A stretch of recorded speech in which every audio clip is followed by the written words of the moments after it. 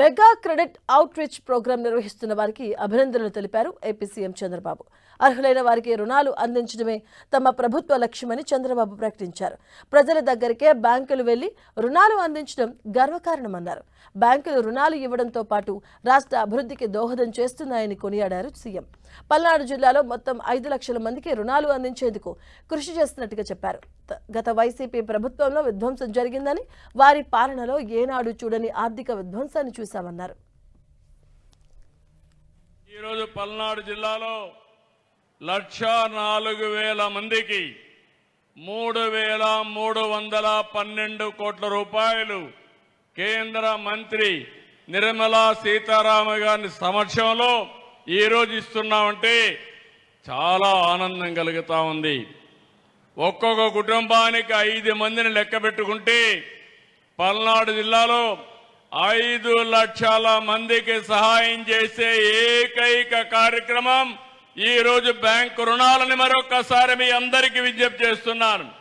ఒకప్పుడు micro finance అని private వడ్డీ వ్యాపారస్తులని వారిపైన ఎక్కువ ఆధారపడేవాళ్ళం. అధిక వడ్డీ, వడ్డీకి వడ్డీ, చక్ర వడ్డీ, ఈ విధంగా చాలా ఇబ్బందులు పడ్డాం. ప్రభుత్వాలకు కూడా పెద్ద సవాలుగా మారే పరిస్థితి వచ్చింది. ఈరోజు బ్యాంకులు చొరవ చూపిస్తున్నాయి. ఇలాంటి క్రెడిట్ అవుట్ రీచ్ ద్వారా మైక్రో ఫైనాన్స్ కానీ ప్రైవేట్ లెండింగ్ కానీ పూర్తిగా అడ్డుకట్టబడుతుంది. పల్నాడు జిల్లాలో పారవలసింది రక్తం కాదు.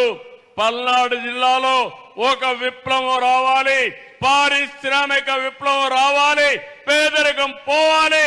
దానికి ప్రభుత్వం ముందుంటామని మరొక్కసారి తెలియజేసుకుంటూ, కేంద్రం వికసిత్ భారత్ 2047, రాష్ట్రం స్వర్ణాంధ్రప్రదేశ్ 2047 కోసం పనిచేస్తున్నాం.